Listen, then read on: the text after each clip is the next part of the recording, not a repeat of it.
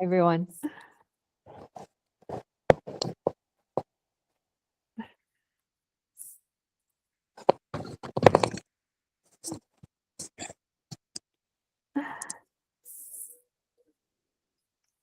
Oh, did you just try to talk, Carolyn? I did. Don't tell me you can't hear me. No, I got you now. It was just delayed. Well, it's kind of stormy out here right now, so. That is fair. Oh, that's so good to see everyone. Congratulations, Coach Jackie.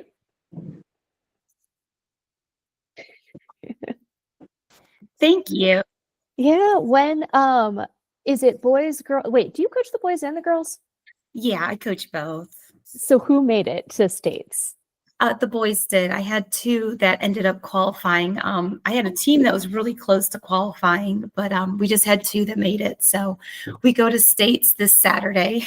It's a quick turnaround. It was like, oh my God, we got to try to find hotels. And my husband's been amazing. He's been putting all that together for us. That's crazy. How far do you have to travel? We're looking at about 2 hours.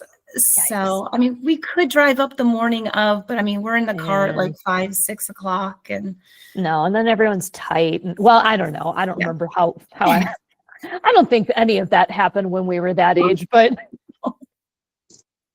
now I have to stop every 2 hours and get out of the car. And yes, and my poor husband, because we're going to be in Kernersville for Friday to Saturday, obviously for states, and then we had to turn around and go to Raleigh Saturday to Sunday because I've got a race Sunday morning. So, and as you can tell, like I have a chest cold, so I'm like, I cannot be sick, and it's gonna be like 40 degrees outside, and I'm like, yeah, this needs to like not happen.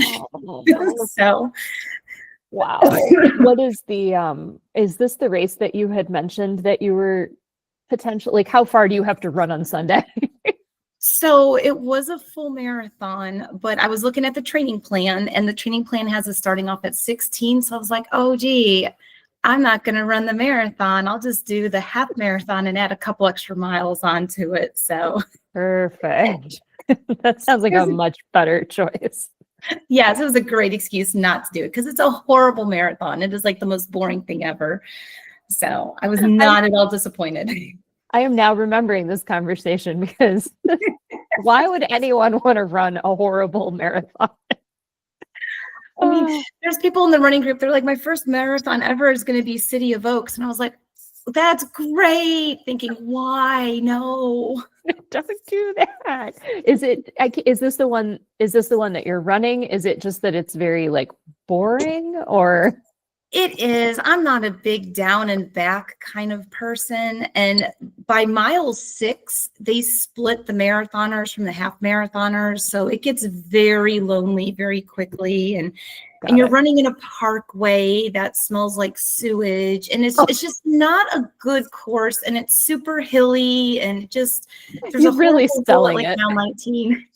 I know. I'm like, there's a reason why I'm not an ambassador for that one. I'm like, I can't.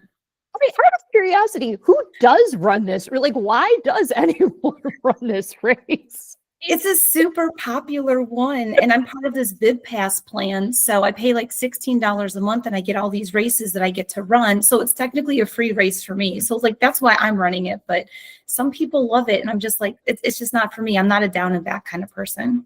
Yeah, no, you're right. There's some for everyone. Hey, Becky, how you doing?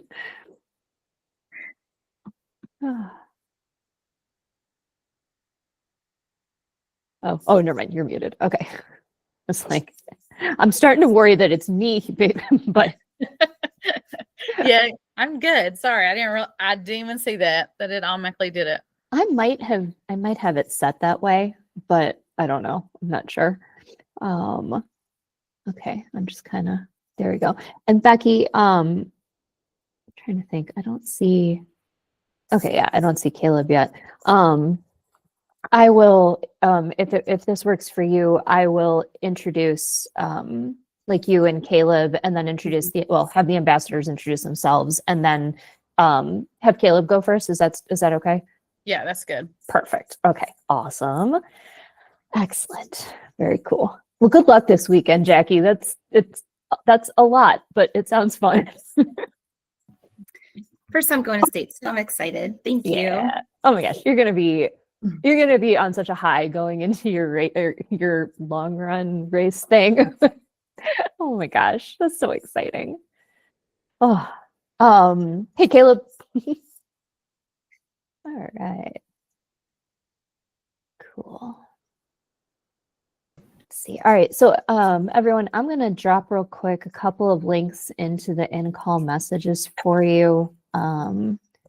Just gonna link to the athlete guide, which hopefully if you're registered, you've already looked at it. And then I'm gonna link to the training plans that Coach Caleb prepared. Because training doesn't start till next week, so you can still hop on that if you want to. Trying to think, Becky, is there anything you want me to put in the chat right now? The only other thing I would maybe link is the aid station guide. That Not was the the aid station chart. I'm with you. I'm with you. All right, cool. All right, there we go. Awesome. Okay, got it. Very cool. All right, awesome. We'll just wait another minute or so, and then Caleb, Becky, and I were just talking right before you got on. We'll have you go first if that's okay after we do some introductions. Yep, sounds good. Awesome. Very cool. Jason, sorry your appointment got canceled.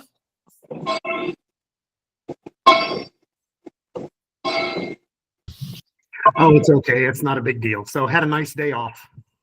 Aw. Was it an exciting design? I assume so. It was going to be the Abbott World Majors. So I'm doing it in December now, December 18th. That's so cool. So what are you getting? Are you getting like the medal or? It's going to be 6 stars with the coloring from each race, with a building in the star, and then a finished tape connecting all the stars. Oh, that's so cool. Oh, now are you leaving space for what might happen should you ever choose to do Sydney or? Yeah, it'll be stuck in there somewhere. Love it. That's awesome. That's so cool. All right.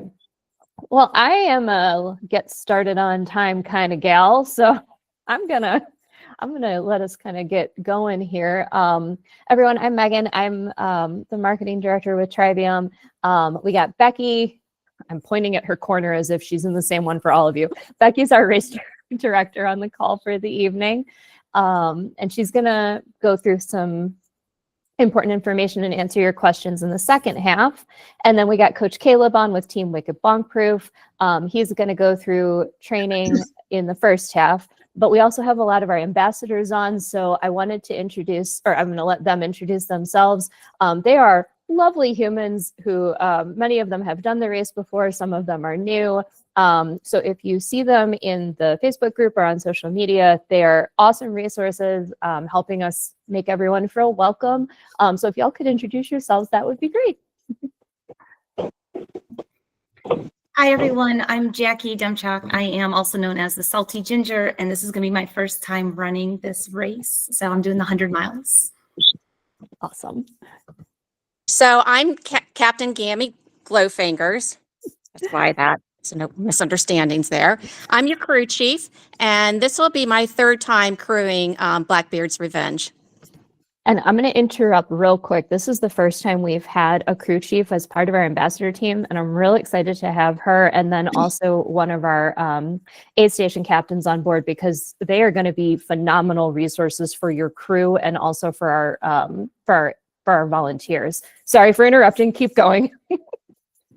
Hi, I'm Julie. I am doing the 100K. My Blackbeard's Revenge name is the Slowpoke Scallywag. And this will be my third time being at Blackbeard's Revenge, but my first time running. So I get to be the runner this time. I have crewed and paced the last couple of years. Love it.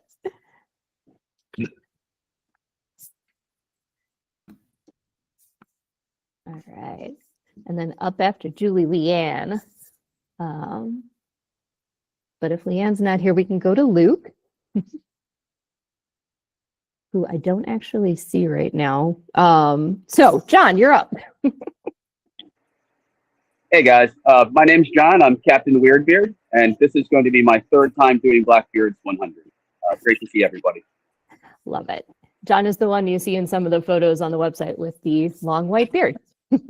Caitlin, you're up. Hey everybody, I'm Caitlin. My name is Bertha Kate. This will be my third year with Blackbeard. I am not a runner, I'm more of a swimmer. So I am going to be an aid station ambassador. That's probably my favorite part of the race is just seeing everybody. So Awesome. And then Steve, you're up. Hello, I'm Steve Epifano. My pirate name is SoCal Scallywag, and I'm the second ambassador with the big giant beard. And I'll be running Blackbeard's Revenge 100 miler for the second time, and with my mom again this year. So hopefully she gets her buckle. I love it. Beard is not a requirement to run the race. And then Jason, you're up, Jason. I'm glad that beards aren't a requirement nor hair on top. So Jason Huffman, also known as Captain Hangry Huffman. This will be my fourth time out on the Outer Banks, third time running the 100 mile. Awesome. And then Luke, can you introduce yourself?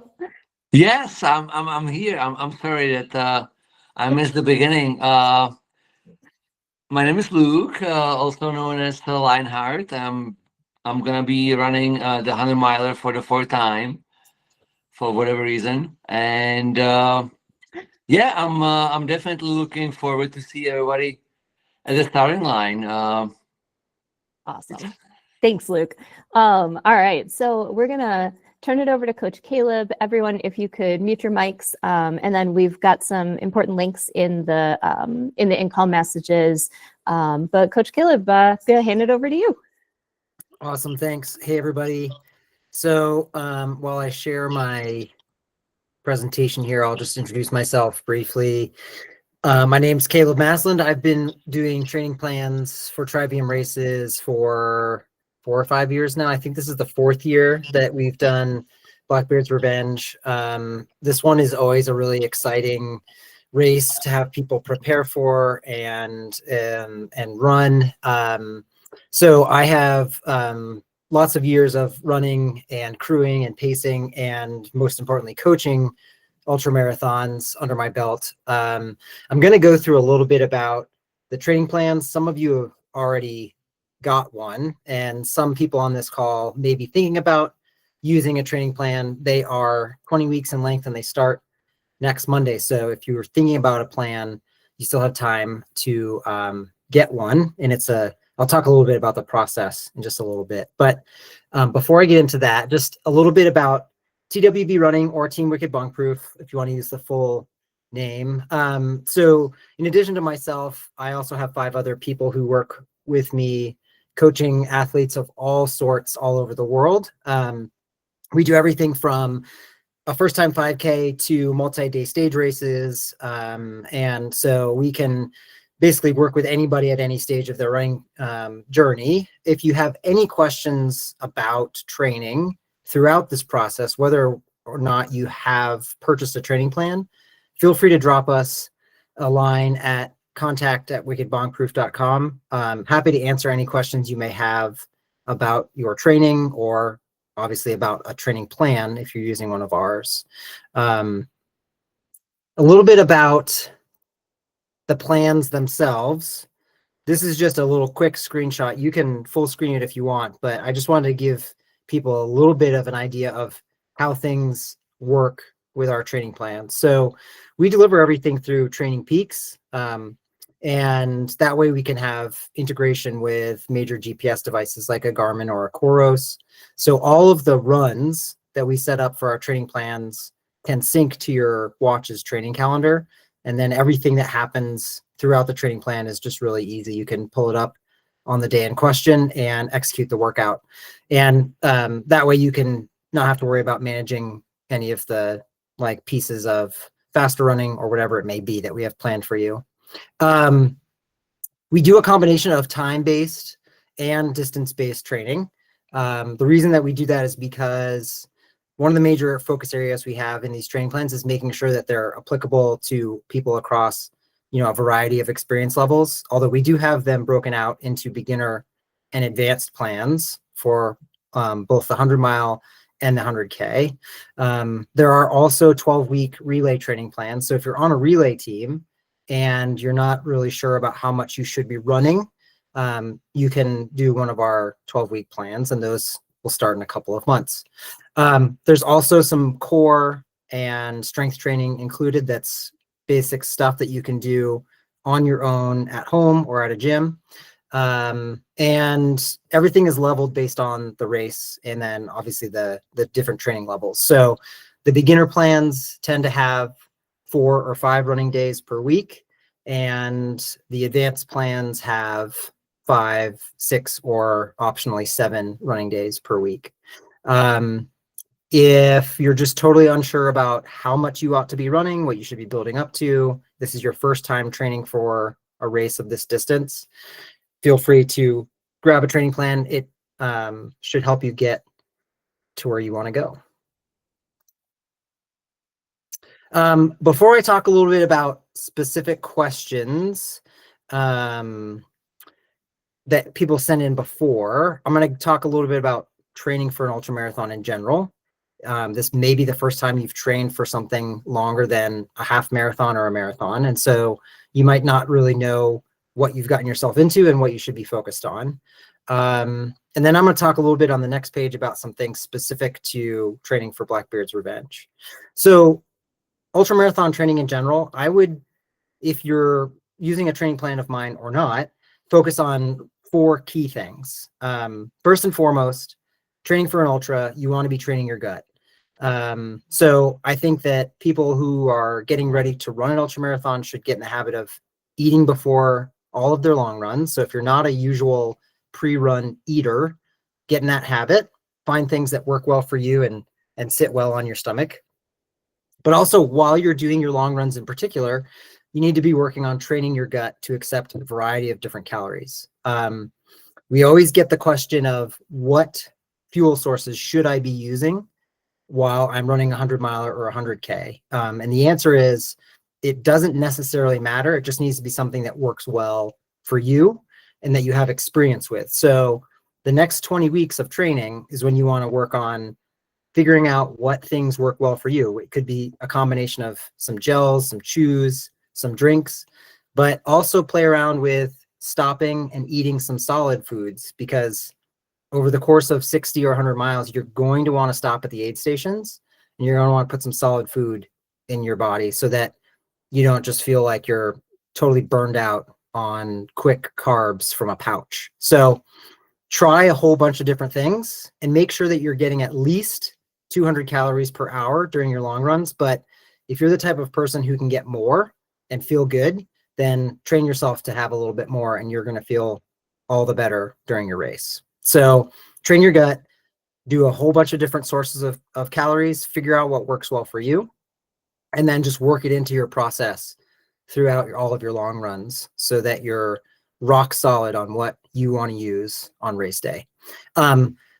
You can look at the aid station list. It was posted in the in-call messages. So that's a really good place to start, because you want to have some familiarity with things that are going to be on the course. So if you can, train with Tailwind if it's something that you have access to, because that's always going to be at Trivium races.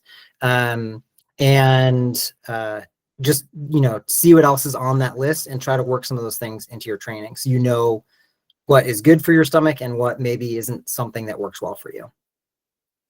Okay. In terms of training, your actual physical body to run the race, I would focus mostly on consistency over the next 20 weeks. So a lot of people get really hung up on trying to run as many miles as possible when training for an ultramarathon. And I'm here to tell you that you're going to be in much better position if you focus on frequency of your runs. So consistently 4, 5, 6+ days per week, rather than trying to get big mileage day in, day out. So you definitely want to make sure you get some really good long runs and build up to, if you're running the 100K, make sure you do a couple of long runs that are 50 kilometers, maybe, a couple of like practice marathons, and a 50K would be a really good set of long runs toward the end of your training cycle. If you're training for the 100 miler, you could throw in a 40 or 50 mile like practice event where you actually go to a race venue and do a 40 or 50 miler so you can practice everything. But you really don't need to go super, super long with your long runs as long as you're being consistent week in, week out. So from a training perspective, I would say focus first on frequency and consistency week after week, and you're going to be in a really good position. When training for an ultramarathon, particularly one that's going to take as many hours as 100K or 100 miler, you definitely want to train your brain for that phase of the race where you're going to be tired and you need to keep moving forward. So pretty much, everybody on this call is going to do some running maybe in the dark during this event. So you want to be tired and still able to function and move forward. So you want to train for that. Plan for some long runs on tired legs, plan for some long runs at weird hours of the day, if you can do that. And just make sure that you're getting into that headspace where you're a little bit tired and you don't necessarily want to keep going, but you need to keep going. And then lastly, simulate what's going to happen on race day. So when it comes to your gear, your race plan, how you're going to execute it in terms of, are you going to do all continuous running and just stopping at aid stations? Do you plan on a run-walk strategy to save energy? What time of day are you going to be doing some of your bigger mileage? Just as many of the things as you can simulate to match race day as possible, work those into your training. Questions on general ultra tips? All right. So specific to Blackbeard's Revenge, on my slide that has a typo.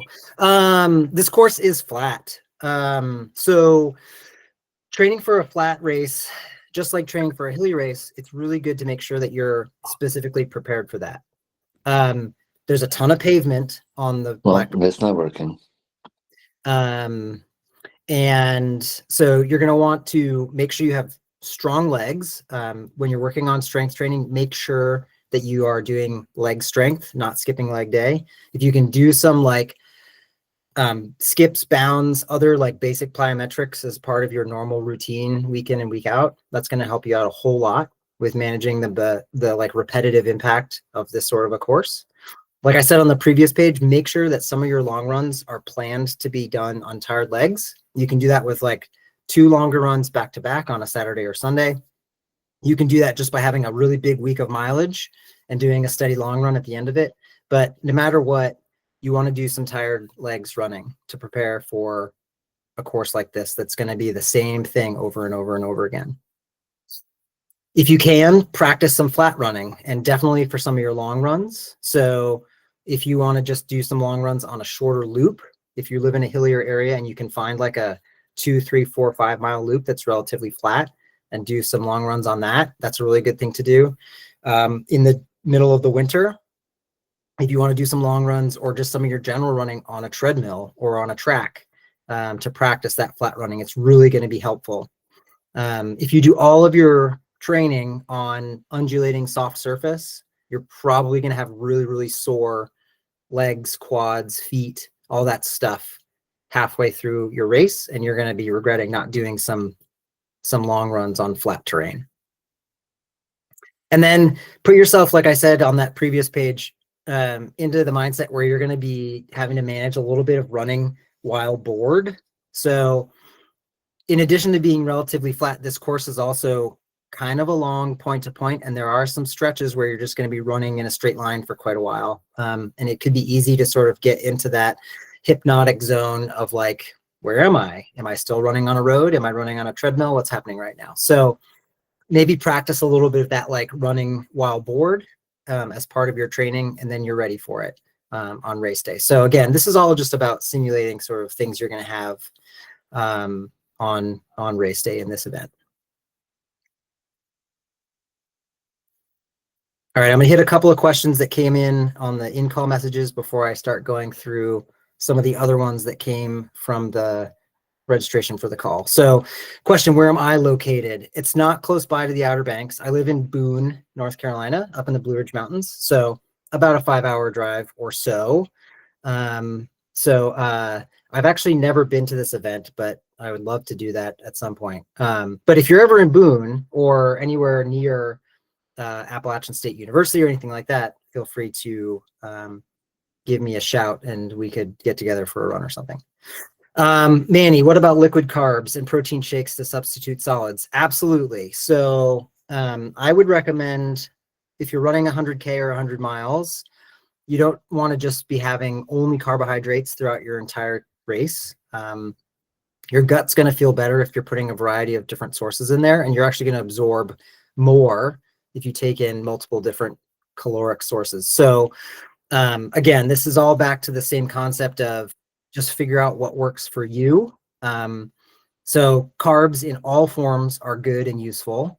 And if you do have a stomach that can handle protein on the run or soon before it or at stops at aid stations and things like that, try some different things out and see what works well for you. Luke, did you have a question? You raised your hand.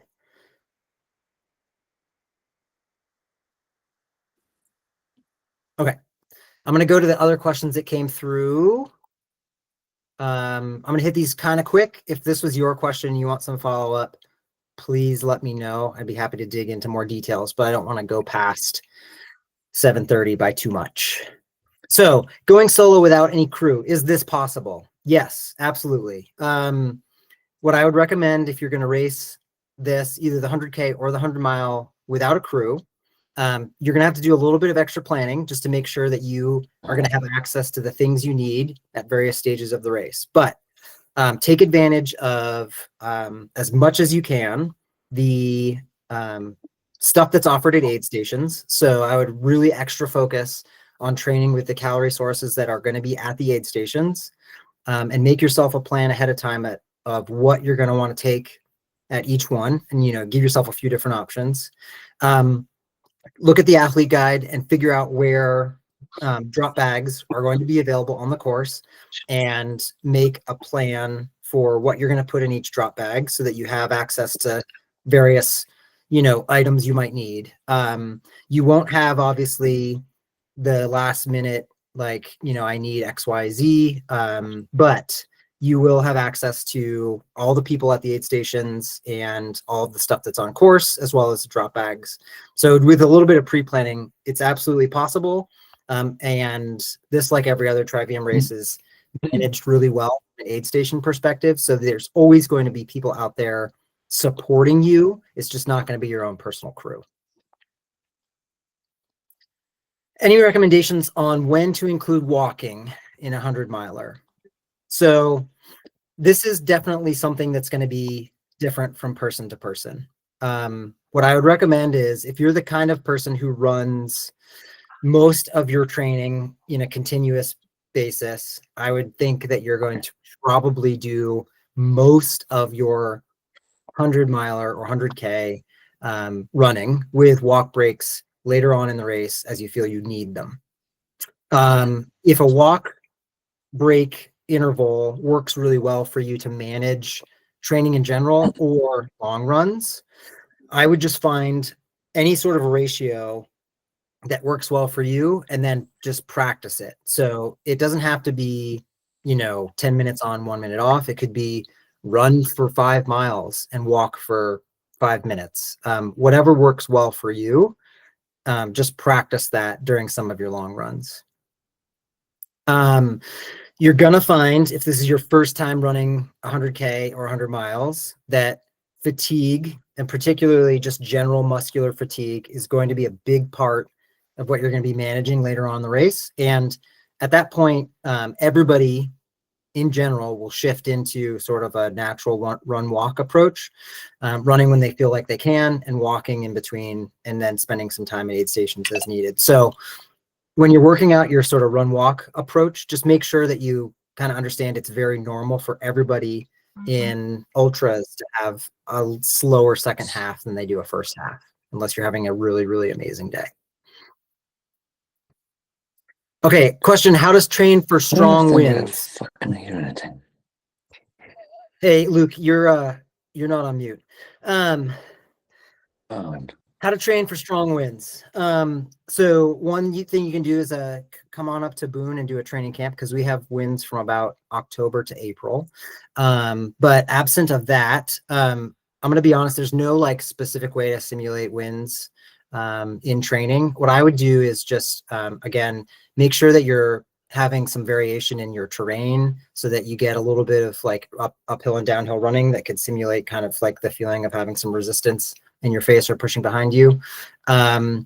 But, you know, I think it's just, you know, if you're well trained and you are in a good headspace, you can manage anything that comes your way on race day. But, you know, I don't know, absent of like, you know, going to somewhere windy, how to train specifically for a windy day. It's just one of those things that everybody just kind of has to manage on race day if it pops up. How do I figure out my pace? In terms of managing like a race pace, what you want to shoot for, I would recommend that most people spend, you know, the majority of an ultra marathon of this length at a pace that's a little bit easier, a little bit slower than if you were to go out and just do a normal easy-ish run by yourself. I would more focus on effort than worrying about a specific pace. And particularly when you get to race day, I would really, really think of things in terms of managing your effort and not worrying as much about how fast you're going. You might want to put a ceiling on like, I can't go faster than X because I know that's beyond my normal training level. But other than that, if you are spending most of the race running at a very conversational effort where you could talk to people around you, make some new friends, etc., then you're going to be at an effort that's kind of easy enough to not be using up too much of your energy reserves. So make sure that your breathing is nice and easy for most of the time until you get, you know, to the point of lots of fatigue. But in general, I would tackle 100K or 100 miler mostly just at a very easy for you conversational effort, and whatever pace that is the right one. Is the training plan time or mileage based? I talked about this on the previous thing. It's both. Most of the long runs are mileage based and the weekday runs are based on time. And that's so that we can help everybody sort of fit it into a normal professional schedule, etc. And hey, Luke, can you mute yourself, please? Thank you. So anyway, it's both. Talked a little bit about eating during the 100 miler. Anything, everything that works well for you. Just make sure you're getting enough calories. All right, what's the best preparation for blisters? A few things. Making sure that your shoes fit correctly. A lot of times people end up with blisters and hot spots on their feet because they don't have shoes that fit them. They may be too big or too small. If you go to a good specialty running store and try on a bunch of different stuff and find something that's comfortable for you, make sure that you've got about the width of your thumb in front of your longest toe to the end of the shoe. That's how much space you want. And then also remember that over the course of 100K or 100 miler, you are probably going to grow about a half a foot size in swelling. So you might want to bring a pair of shoes for a drop bag that's a little bit bigger because your feet are going to get larger as you go. It's just one of those things that is going to happen. So that's one, making sure that your shoes fit correctly. The other one is having really good socks, like high quality socks that are in good shape, is going to be super, super helpful. I train with the like silly toe socks that get me picked on all the time because I get blisters in between my toes instead of underneath. And so if you need to get some of those like 5-finger socks, that's really great. And if you have a particular spot that tends to get irritated over and over again, just like hit it with some Body Glide before you go out for your long runs and see if that helps. But the right size shoes good socks that are also the right size. And then you can use some of those anti-chafe products if things are a problem. If you have any concerns about sand blowing into your shoes and socks and causing blisters, you could do some gaiters as well. Okay, what are the number one and number two reasons people DNF the 100 miler? I think this came up in the chat as well. So I would say for really any ultra 100K and 100 miler in this case, major reasons why people would DNF would be, one, they go out faster than they are prepared to based on their training. So not a really good race execution. And then two, I would say not getting in the right amount of calories to keep you going throughout the race. So the biggest things, and we'll talk about this on the second virtual clinic when we're getting close to the taper, but the biggest things that I want people to focus on race day are running within your fitness, no matter what that is, based on how your training has gone, and making sure that you're hitting those calorie targets that you were hitting in your training runs. So practice both of those. Run your long runs at an appropriate effort for your fitness level, and practice taking in those calories. This is a training plan specific question. Why are the majority of the runs during the week around or under an hour and not high mileage? So I talked about this a little earlier. Would much rather see people consistently hit more runs than try to hit bigger runs with less frequency. The other reason is also practical. We design these plans so that they would work for a variety of people that have jobs and kids and other things going on. And so the focus from a mileage standpoint is much more on the long runs. And we want to make sure that the weekday runs are more setting you up for those longer runs. And then I'll just add one little caveat. If you feel like your plan isn't hard enough, it might be because you have the beginner plan and maybe you want to bump up to the advanced. So feel free to reach out if you specifically feel like you don't have enough. There's always an option to give you something with a little bit more. How do you feel about training on trails and hills, non-specific race course conditions in the first half or 2/3 of the plan? Absolutely. I would recommend that people across the board vary their training surfaces, their training, like, hilliness, the shoes that they wear on a daily basis. Anything that you can sort of like change from day to day is going to help you be less prone to injuries, feel better in general. But yes, as you get closer and closer to race day, I would say the last maybe 12, maybe not quite 12 weeks, 8 to 10 weeks. So the second half of the plan, you're definitely going to want to switch, particularly your long runs, to a little bit more course specific stuff. So get those a little flatter, a little more hard surface, and you can do whatever you want on the rest of the runs during the week, whatever you think is most enjoyable. And then a couple plan questions on this last one. Is there an app we should download? Yes, if you have a plan that we put together for you, you will need to use Training Peaks. That's how they're delivered. It's so that they can integrate with GPS watches, and there's lots of other goodies that are in Training Peaks that you don't get with a paper plan. How often will the plan be shared with us? Once at the beginning. It's a 20-week plan. Like I said, there's different levels, but once we send it, you have it. Can you switch the training days if needed? Yes, you can move things around within the training plan.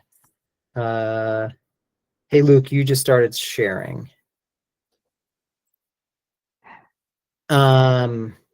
Anyway, you can move stuff around if you have a premium Training Peaks account. If you don't and you want stuff moved around, there we go. Like a couple little things here and there, feel free to reach out and I can help you with some of those swaps. Okay. Luke, you're still sharing. I'm going to unshare because that's the end of my stuff. 1 second. Hey, Caleb. Yep. We've got a decent number of newbies on this call, and I didn't ask if they were just new to Blackbeards or new to this distance or these distances in general. But it's fresh on my mind coming out of Wolverine a couple of weeks ago, where we had a number of people new to the 100-mile distance who were asking, and I'll be very specific here, and of course I don't know this person, I don't know their training, but they were asking, is a 9 minute per mile average pace attainable? And I said, well, here's the thing. I don't know you. I don't know your training, but if you look at, and then I sent them a course because that was a new race for us. I sent them a course that was comparable in terms of terrain. And I said, if you look at this, you'll see the spread of the winner all the way to the back of the pack, and you'll be able to see what the average is. And you'll see that most people weren't averaging 9-minute miles, but certainly, you know, I don't know you, but I just dropped the link to Blackbeard's results in the, or not just dropped, I dropped that link in the chat.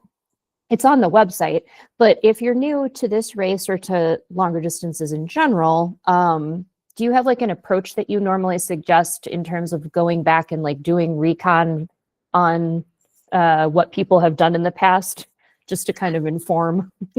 Ooh, that's a good question. Yeah, I mean, from a coaching perspective, would always rather choose something based on the athlete rather than the course or the results in the past, because you never know exactly what the day was weather-wise, and I can't get in the head of everybody that ran that race and know how they executed it. What I would say is, if you're really worried about, or not worried, if you really want to have a specific pace number so that you can like set your watch to have a pace range, and you know that you're going to like be plus or minus a minute from that, so that you don't stray from kind of your general plan and also don't end up going way too fast too soon.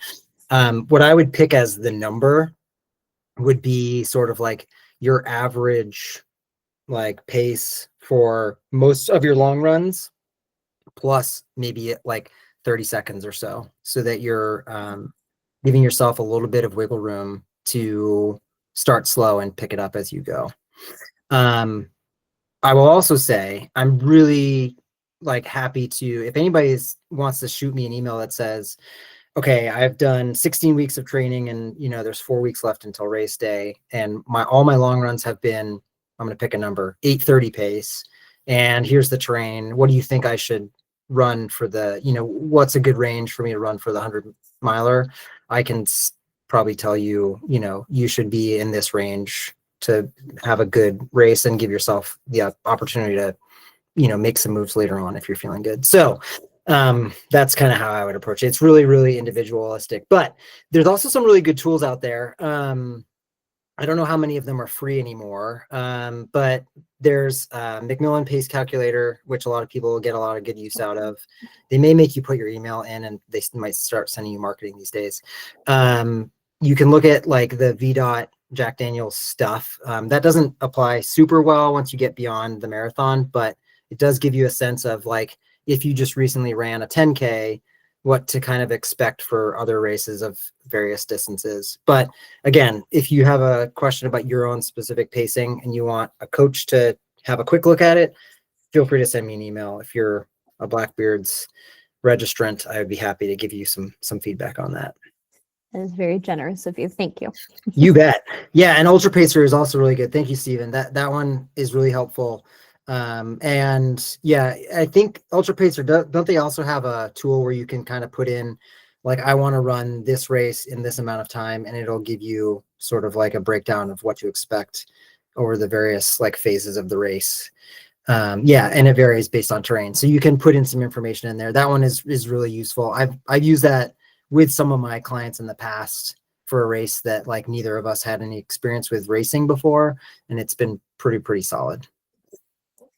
Cool. All right. I'm just going to say really quick before I jump off, Manny, you had a couple of questions specific about your plan. Feel free to just shoot me an email. We can figure out exactly what's going to be right for you. If it's something about just adding an extra run or something like that, we'll figure it out. So I think you have my email from when we sent out your plan. So just reply back to that, Manny, and I'll get stuff figured out with you. Awesome. Thank you so much, Caleb. You bet. I'm gonna quit presenting. Cool. So then Becky, you are up. And And everyone, I will have the recording of this shared, I don't know, within the next 24 to 36 hours or so. Oh, and then Caleb, do you see that question in the chat? Can you respond to that one? Yeah. So if you purchase a plan, which you do through like my website, there's a link on the Ultra sign up page.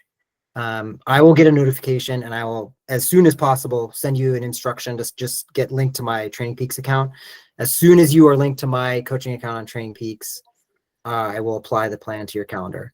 Yes, Training Peaks is required to use a plan. We did not create just like a PDF version because that would remove all of the good functionality that we built in with how this integrates with GPS devices, etc.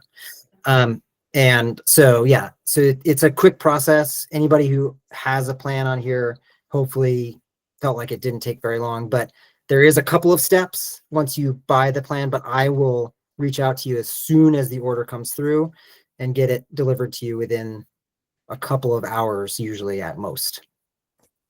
Cool. All right, so everyone, we're going to transition from Caleb and coaching to Becky, our race director, and race day. We will hang out afterwards. So if you guys want to ask questions of the ambassadors, of me, Caleb, you do not have to stay and hang out. But you know, there's plenty of nuggets of insight amongst everyone. So we will hang out as long as you want.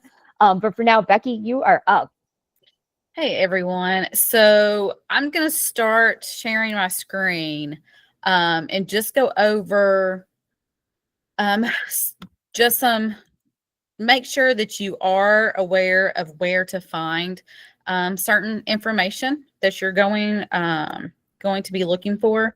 The first one is the Blackbeard's registration website, which I hope that you all have checked over. The race info tab is where you go to find the athlete guide, to find GPS locations for key locations such as where the packet pickup, the pre-race packet pickup will be, the start lines, the finish lines, the schedule of events. That's where you can find the aid station chart, the times for the pre-race shuttle if you're looking to ride the shuttle. I know there were questions about things like traveling in, about where to stay. There are in the travel plans tab, there's a few hotels listed along with the KOA, which is one of our sponsors in one of our great aid station locations. And so that's just a couple that are listed. I know I saw in the questions, I don't know if they're on this call or not, about where to stay. And that really is just dependent on where you would like to be. There are some places in Hatteras near the finish line. So if you plan on riding the shuttle, you can look towards Hatteras. That way you're close to the shuttle pickup. And then at the end of the race, you would be close to your room. There's locations midway between the start line and finish line. Then the event info tab has more information for each of the courses. It also has the relay guide. If you're going to have a pacer, where they can sign up to sign the waiver and get more information there as well. And then I'm also going to throw in the volunteer tab. We are always looking for volunteers for Blackbeards. So if there's family members, any groups that you know that would like to come out and volunteer, run clubs, that is where they would sign up to do that as well. And then right in here is the results link that Megan has already sent you the link for in the chat box, but that's here as well, so that you can look at the previous years and see that pace information. So one thing I wanted to just make sure everyone's aware of is the current schedule of events. Megan has the virtual training clinics already scheduled. Race week and leading up to the week, we will have our virtual pre-race meetings that will be mandatory for 100-mile athletes. Those will be added on here as we get closer to race week. And so this is something that Megan will, once it's up there, she will share it through email, but it's always something that you can come back and check as well.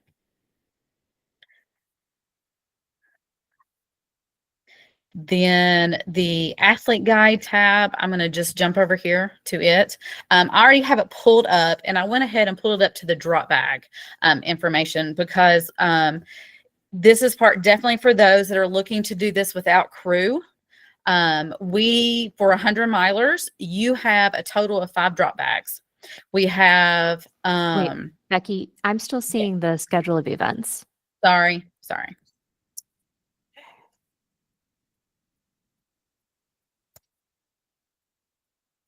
You're good. Are you seeing drop bags now? Yeah. Okay. So for 100 milers, you will have 5 drop bags. It has the which aid station they will be at and that mileage for you so that you can take Caleb's advice and know where to put those shoes that you would like to have for later on for the event, or if there's specific food that you would prefer to have that aid station might not have at that time. Or to get you to the next several aid stations. That's when you want to pack that. Our drop bags, they are clear bags that are 20 inches by 24 inches by 4 inches. Most people just bring their stuff and put it in the drop bag. Other athletes have theirs pre-packed in their own bags. And as long as that bag fits in our clear bag, then that is a very easy setup for you just to stick it in there. But you do have to use our clear bags to package everything. And so I'm going to show another quick screen just to show what our bags can hold.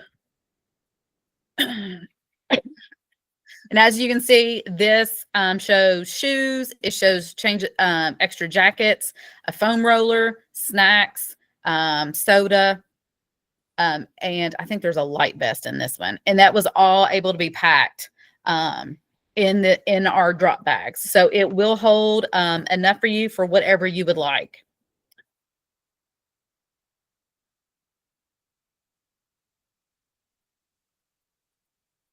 And then I'm not going to go through every slide. I'm just going to go really quick through these slides.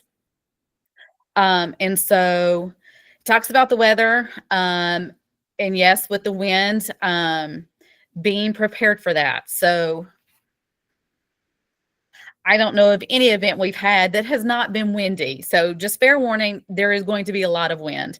It will be most likely sunny, very nice, very sunny. You're going to want sunscreen, as I saw someone post in the chat, along with chapstick. You're also going to want something like Body Glide or anything like that to help prevent chafing and some of the sand that's going to be blasting at your skin. So I'm going to just keep going because this is a lot of the course information that you will hear more later on and that you can read in the athlete guide yourself. And I wanted to go real quick. As you can see, if you're not familiar with Highway 12, there is very few turns, and we show all the turns in the athlete guide. So there's very few turns on that. The frequently asked question page is a good place to start for if you have gear information that you're, questions about what we consider reflective, what gear you need. And so if there's any questions like that, this is a good place to start off on. Hey, Becky. Yes. Can you either on this page or back up at the top go through the required light gear? Yeah. Yep. All right. I think it's like page 6 or something all the way at the top. So that it doesn't, you all don't see me flipping back and forth. Here we go.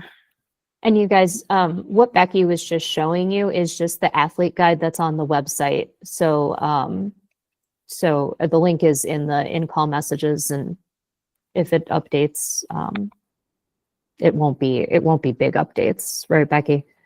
Right. It's not. In fact, I think I did some updates today, but that was, I noticed some dates weren't quite right. And so it's usually very small updates. Any big changes, any large changes, we send out an email. We do not let those come as a surprise to you. They're always sent out that this change has been made.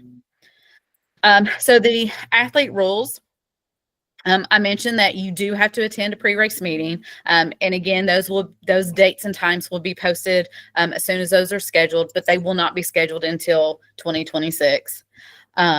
There are where it lists that you check in at manned aid stations, so that we just make sure that we know where our runners are along the course and that we're keeping track of where you are at all times. Bibs have to be visible. We ask that they are worn on the front. That way, whoever is seeing you running towards them, we can see that you are part of the race. Trash. I know this seems silly, but trash is not supposed to be dropped along the road. It's supposed to be dropped at the aid stations. After Megan mentioned Wolverine, and it was a trail race, and it was very small amount of trash that athletes left behind, which is even for the road, you pop the gels open and it's very windy, and sometimes those just get away from you. And then if we're in the area, then it does require some cleanup. Athletes cannot stash supplies along the course. You can only have the drop bags at the aid station. For your headlamps and flashlights, so we have specific times that they need to be on. So if it is dark between sunset and sunrise, which for North Carolina is usually 7:22 p.m. to 6:50 to 7-ish a.m., you will need the rear reflective gear. You'll need a forward-facing light. You'll need a rear red flashing light. And then if it's moderate to heavy rainfall, you will also need that gear on as well. I know people have questions about the type of reflective gear.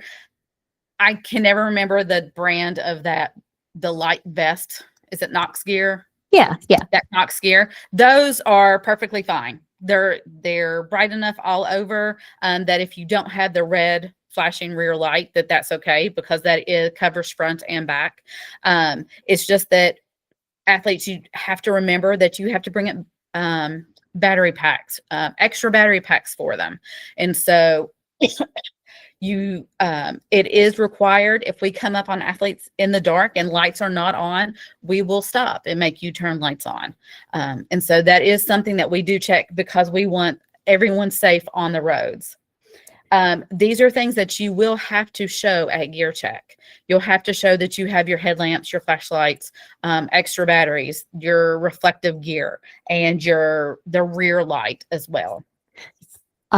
Hey, Becky, couple of follow-up things. Yes. Madison, I do think that Guardian Angel device that you sent would qualify for, it looks like it's blinking red, so that would work for the rear. It looks like it's also forward, although it probably wouldn't be great for middle of the night headlight, but I think that would cover the light requirements. And then, oh my gosh. Steve was suggesting definitely having a headlamp because towards the end of the race, there's not any street lights. So No. that is helpful. And then Nahak's question, Becky, in the in-call messages. Do we need a headlamp if we have blinking LED lights on the vest? So, you know what? No one's asked me that. If it's blinking forward lights on your vest.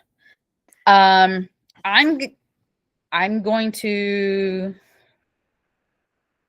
we're gonna have to double check that. So my first thought is that the headlamp is not only for visibility coming forward, but so that you can actually see. Do your blinking lights provide you with sight? Would be my question for that.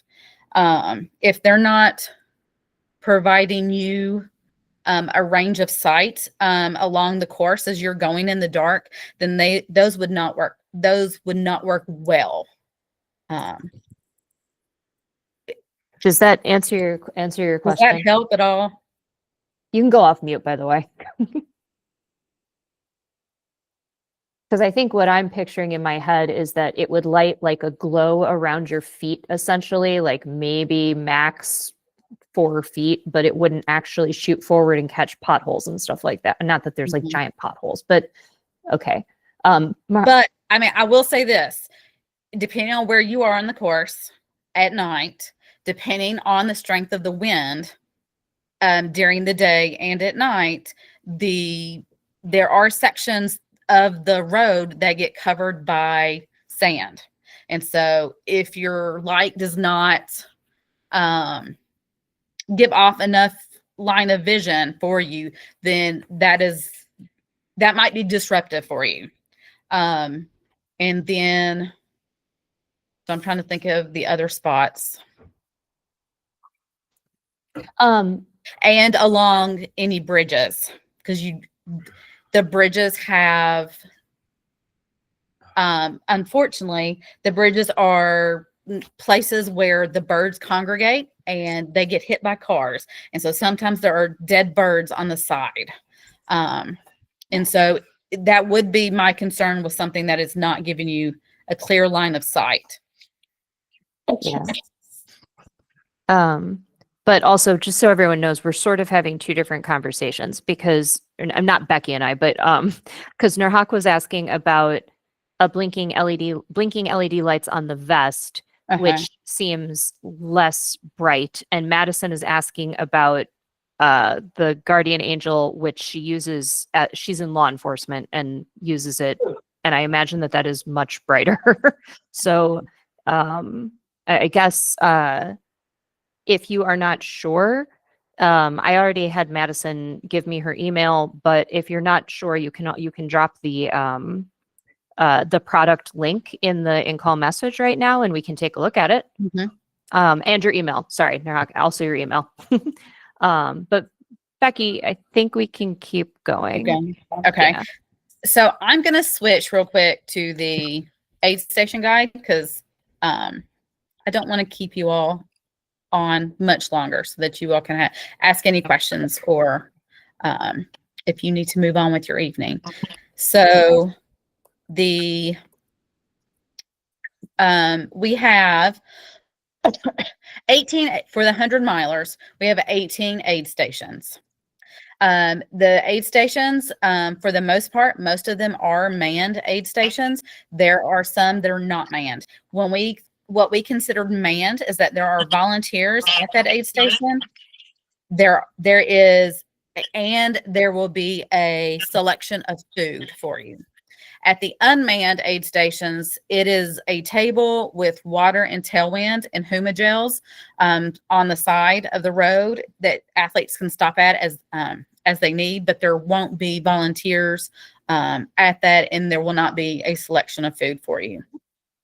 So our aid station guide tells you the distance for your event. It tells you the location. It also has GPS coordinates on there. So if you have crew, they can be able to follow you along the course. It tells you if it has the drop bag. It tells you if it has a bathroom there, and it does, bathrooms could be public bathrooms. They could be porta-johns, so that it could vary. And then it'll tell what food is expected is to be at that aid station.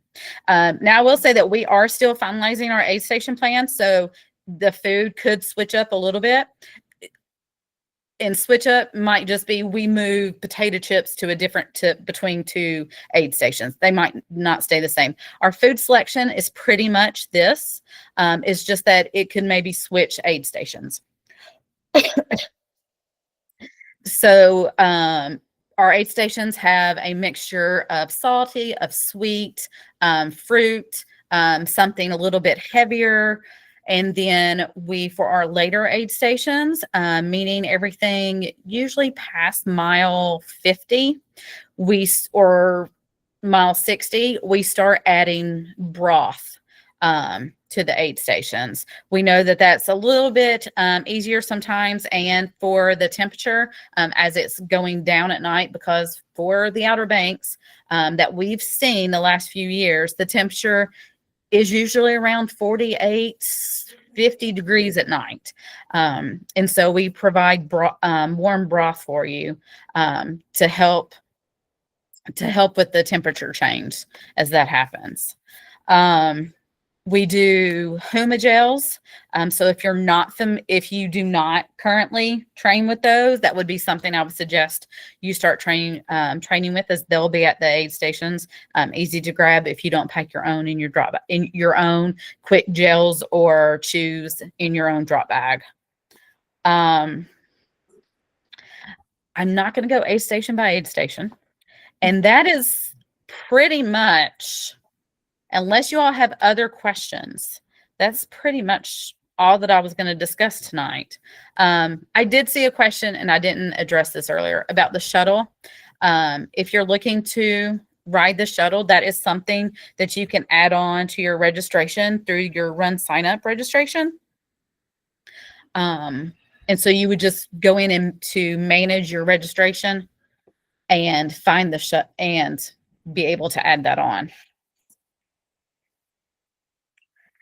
And Becky, what is the cell service like throughout the length of the course? The self-service? Yeah. Like, are people going to be able to service? That is not, I'm sorry. Oh, sorry, cell phone. Cell service. I don't know of any location on the course that does not have cell service. Okay, cool. So then just asking because, common question when people are trying to communicate with their crews, with their pacers, all of that. So then the other question that someone had asked was basically about GPS and their watch coming up short or long, right? Yes. So Lois, I was wondering what kind of GPS question you had. Yeah, you have to call someone for a pep talk. So Lois, if you have if you have a much older watch, or if it's a Fitbit or something that's not as it's not newer, or it's not as updated, you may come up with a longer distance, but if you have a newer device, you shouldn't be coming up with 108 miles, right, Becky? Right. Right. I mean, you might come up with like 101 or something like that, but can you any thoughts on that? Or that is what we see. We see anywhere usually from a range to about 98 to 102, anywhere within that range when people are done with the race. And it really is dependent on the device you're using. Yeah. Steve ran it last year. He hit around 101. So then I guess the question is, I don't know how you would have been so far off, but the course is not the good thing is it's not 108 miles. I'm not exactly sure then what would have, depends on how much you're walking around at aid. Oh, that's a good point, Steve. That's true. Yeah. I mean, how much time you're spending at aid stations. But even there, so it shouldn't be, I mean, especially because there is nothing between you and the satellites. But if you, I mean, I guess let's put it this way. If you are going on your training runs and you are consistently coming up with distances that don't match what they should be, you are You are definitely welcome to shoot me an email. I mostly just deal with Garmin, but do you have Garmin? Do you have Koros or Garmin? Okay. But yeah, you are welcome to shoot me an email because I love figuring out weird Garmin things. So um 265 is pretty new. So yeah, that's interesting. You are welcome to shoot me an email. Yeah, did we miss anything in the I think the only other question I think I saw was about the percentage of DNF. And I want to say, I tried to go back and look. I couldn't find, I didn't see for the past 3 years, but I think 25 to 30% is probably an accurate percentage of drops of DNFs. I will say, and I'll definitely, Caleb's advice about running when you're bored runs and tired runs. The nighttime for the runners is the hardest. It's very dark, especially those that are running by themselves. That is a time that they struggle since the temperature drops. And that is a sad part of the evening where they're bored and they're tired. So definitely, you definitely want to practice runs like that to be able to make it through that tough point in the night. Becky, do you know if we're partnering with Surfbox again? So I haven't heard Rich say that. I saw that, and that was on my question for him to see, because as far as I'm aware, yes, but I haven't seen where they're going to be. Okay, I'll also ask him. So if you guys have not run the race before, the last 2 years we've had Surfbox at particularly later in the course, right, Becky? Yeah. So Yes. they're basically giant storage containers, and the aid stations are basically inside of them. So there's cots in, or not cot, plural, but there is a cot in there if you need to take a nap, if you need to get out of the weather, it's easier to keep the food warm. But it definitely makes those overnight miles a little less painful. So I'll check on that too, and do a social post about that if or once I get confirmation. And then Becky, this might answer some of Nurhak's question. If you have a reflective vest that is USB chargeable, do you have to have a backup? There is no battery pack. Now, Nurhak specifically is on a relay team, but could you talk about backups for both ends of it? Like if you're doing solo or if you're doing relay, because backup seems to come up a lot. Okay, I'm sorry, Megan. We're talking backup for lights. Is that what we're talking about? For one, you said for USB, for rechargeable units things. Is that what you said? Specifically USB, yeah. Okay.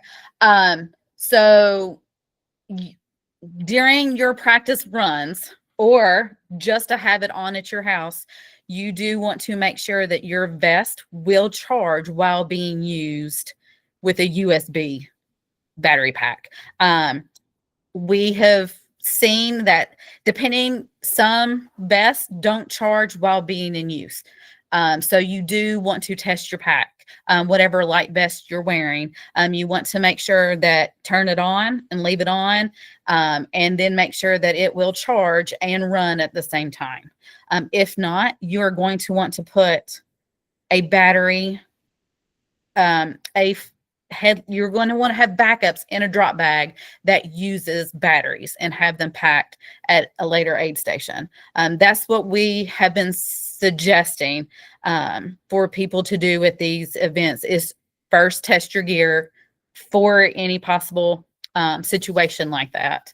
And then if it's supposed to work, then that's great. But I do suggest packing a backup alternative in a later drop bag, just in case. Yeah, USB battery packs, definitely.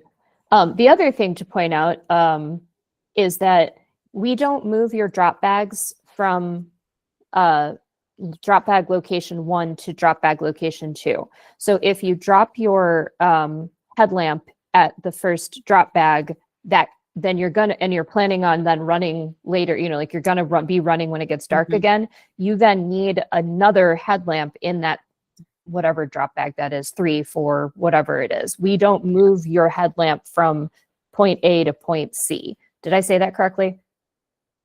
Okay. Yes. That was a new one that I hadn't thought about. So easy if you have a crew with you, but if you're not, you just need to make sure you have multiple two sets of everything. Yeah. Cool. Anyone? Questions? Okay. Yes, David, love it. Go ahead. You can go off mic. There we go. Question. Thank you for this. This is super helpful. How many runners are you expecting? Like, what's generally? Oh, Becky, you want to go? You want me to take it? Well, we're always expecting a lot, but let's see, what would we, I haven't looked at the numbers in the last week. So I would say 100 miler, 150 is expected. And so that, I mean, hopefully more than that, but that's about to be expected. Okay, great. And thank you. Becky, I just found in the race recap from last year, I found some numbers and I'll put them, I just dropped them in the chat. So yeah, so you can kind of take, but I will say numbers have been coming in faster than last year. So as long as it doesn't slow down because everyone just registered early, then it means, it has grown over the last at least few years. Well, and COVID was weird, but yeah. So yeah. Cool. Thank you. Yeah. Courtney, photo of a runner wearing the required gear nighttime specifically. I don't know that You were looking for a runner with nighttime gear, with a photo of nighttime gear? Is that the Okay. tricky part is like the nighttime photos are not super awesome. But we have in the athlete guide, aren't there links to specific products? I know. Yeah, so there's at least a link there's a link to the red strobe light for the rear. There is a link to that. And then yeah, the Knox gear, Jason's got the link in there for the vest. Let's see. 3 days before the Christmas. And then like for headlamps, yeah, I mean, does anyone need suggestions of headlamps? Those are a little more self-explanatory, but Petzl's great. There's some, you know what? Also, Becky, there's a couple of, there's a couple links we have from Wolverine that we included that we could. Yeah, that's what because I have the Wolverine guide up as well. There are links in that one. There were about 1 million. So you guys, I can, I'm trying to think of the best way to do this. I will do something after this, whether it's a follow-up email or, I guess I'll do an email and we can put some of those links to some of those products. Hey, Kirk, we can hear you. We can put some links to some of those products that we just recently curated in that email because they should actually still exist. Plus, I think that Guardian Angel that Madison was sending, that actually looked really good, especially for the red rear reflecting lights. Yeah. I'm just looking at what Nurhak put in the chat. I mean, I will also say this, and Becky, I need you to help me with this one. We say that we require backup for the headlamp or the flashlight, and then for the red rear lights. And we I don't know how to say this. I don't know how else to say this. We mean it. Yes. Like, we want you to be safe and not get hit by a car. So like, yeah, does that make sense? Yeah. I am looking at So there is for the relay runners, whoever is running at night has to have the gear. And this also includes pacers. I didn't say that as well. Pacers also have to have this gear as well. Anyone that's on the course at night has to have reflective gear, a front light and a rear light. So well, since Becky just mentioned pacers, I will drop the link real quick into the chat. There is a waiver for pacers to sign, and then they register and they sign a waiver so that they get a bib and we have their medical information and all that stuff. So if you're having people pace you, make sure they do that. So relay runners are slightly different because since we're not expecting you to run nearly as long, if you are sharing the vest, the second runner is going to have to carry an extra battery just in case, is my suggestion. Especially if it is not charged. But if you are, it depends on how long the leg is and how much charge you have in your light, if you're wearing a chargeable vest or if it's just extra batteries that you have to put on. But you just depend on when you're running. One of the relay team members probably will have to have extra battery packs on them. Okay, let's see if I can do this. Steve just sent a really good picture of. I can't drop it in the. I can't drop it in the chat. I don't know who put the question on there about the pacer.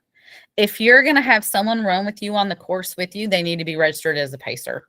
Can two of them run at the exact same time with you? We're not going to pull pacers off the course. We will pull someone off the course that doesn't have a bib on if they're running with you. So even if someone just wants to jump in and run with you, they do need a pacer bib. Can you guys see my screen?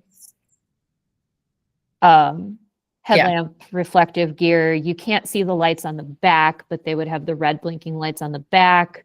That's all of it, right? And then they have backup batteries somewhere in their packs. Okay, I'm gonna. Oh, whoops, that's not what I meant to do. Here we go. He tried to do the same thing. Awesome.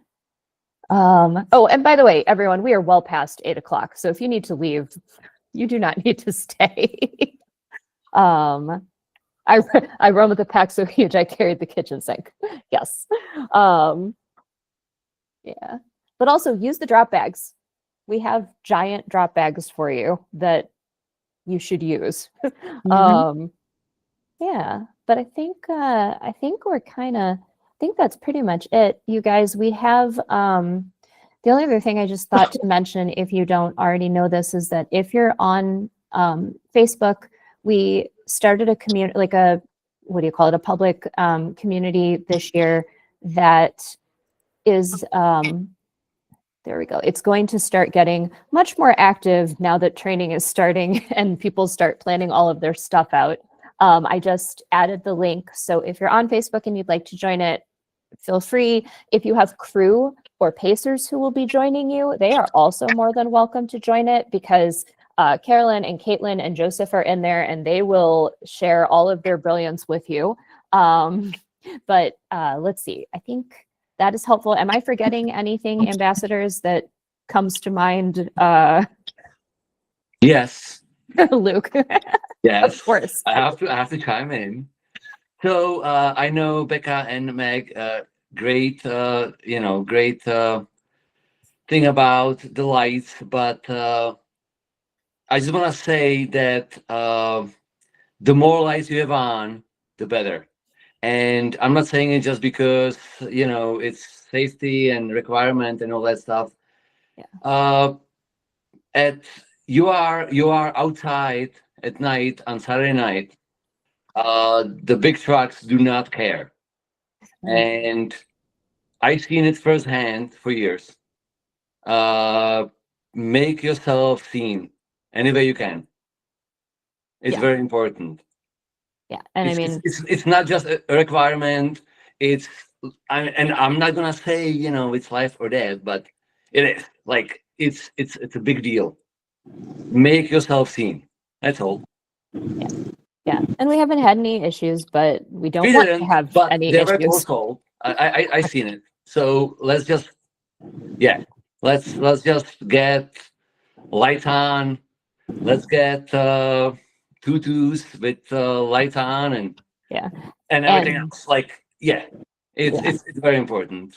And nothing makes us worse than when it's gear check 5 minutes before the race is supposed to go off, and someone's like, "I don't have a." It sounds like a hassle, but it's really not. Like, it is really important. Yeah, I think that's the most important thing. Yeah, no, we tend to agree. Yeah, and Madison, you want to talk to I must go. Jason? No, it's nice hearing it come from someone other than me and Becky. Madison, you want to talk to Jason Huffman about the awesome tattoo ideas, specifically if you want a Blackbeard's tattoo idea. Yeah. Yes. I can't see it, Jason. Your background is like distorting the. Yeah. It's not going to show up. I'll put a couple of pictures on the Facebook page. How about that? Yeah. Also, I'm pretty sure I have them on Instagram. I'm pretty sure I just shared them because I was so excited. Yeah. But yeah. Becky, are you? Yeah, Becky. For these people who have stayed this long, do you think it's okay if I show them a sneak preview of the buckle and medal? Oh yeah. Okay. Give me a second, you guys. I was not thinking to pull it up, but if you would like to stay, we just got some approval on the Do it, Meg. Do it. I'm trying. Hold on. Talk about other things. I need to focus. Just a second. There we go. Okay. This is going to be. Okay. Nope. Wrong. There we go. Okay.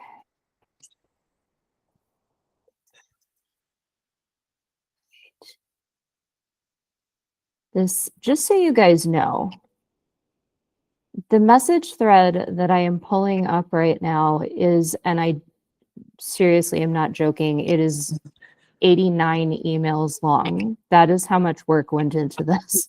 All right, hold on a second. So, all right. So I've got the buckle pulled up, and then I'll pull the medal up second. Let me share my screen. Okay. So, okay, can you see it? Yeah. Oh. Yeah. So the That's the pucks that you see in the medal are holes, or whatever you want to call it, pieces, Voids. like chunks. Yeah, voids. Thank you. And then the letter, the text for Blackbeard's Revenge and Outer Banks and everything is raised off the ribbon. And then like the eye socket holes on Blackbeard are actual voids. Yeah, like all of the 3D elements are actually 3D. Steve, go. Oh, Steve, did you mean to raise your hand? Okay. All right. So if you okay. But and then it is, I mean, if y'all have seen the buckles and the medals before, they are chunkers.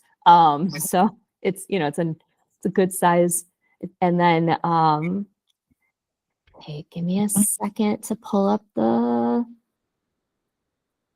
okay, hold on. That's just the buckle, sorry. Okay.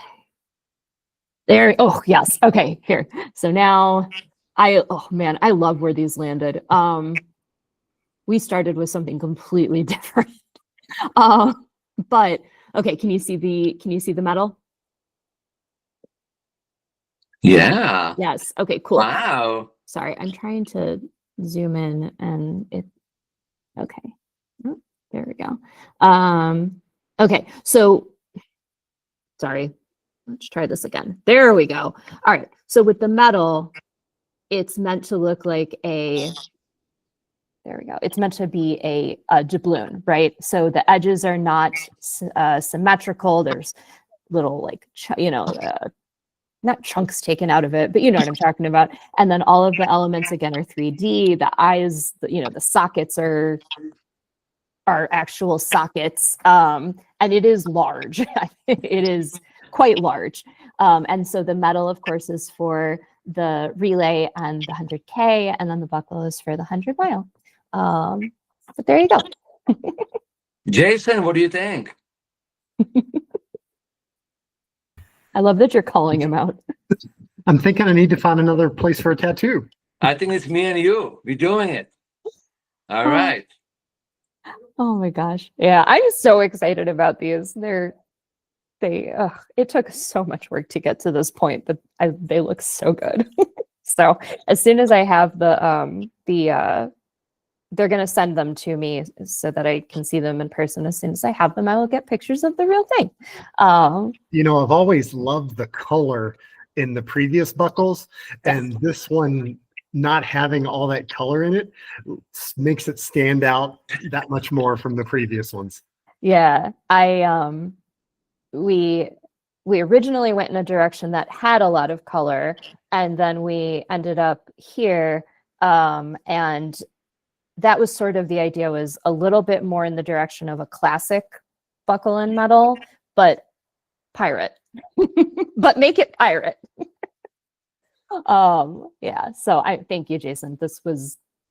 There were a few times where I was like, I'm done. I can't do this anymore. Oh man. You'll have to share all the different prototypes that you've had just so we can see what the process was.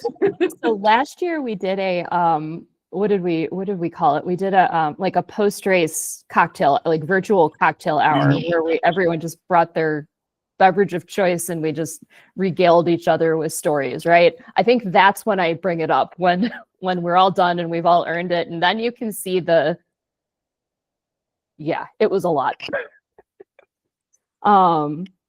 Yeah, and then we're working on some new swag as well. So we're working on a new trucker hat design, and then the other stuff most of the other stuff is on the website. The shirt, the flag. I think we're gonna get to do a new hoodie, although I don't think Kathy's given me full approval on that yet. So TBD on the hoodie. But yeah, it's looking good. Oh, question for Madison, you're funny. Question for Becky. Do we have the packet pickup location yet? We don't, not yet.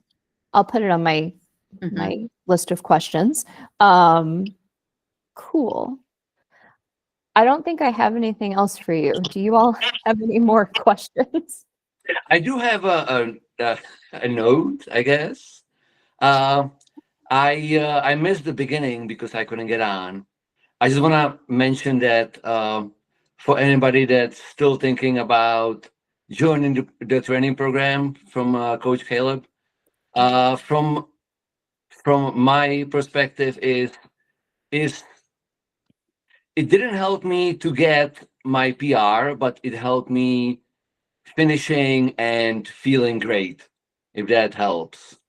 I did my first and second time kind of like, browsing internet and kind of going through 100-mile programs, and it was okay. But at the end of the day, a day and a half, it was shitty.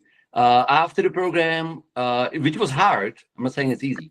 It was super hard, but I finished it, and I was ready to party.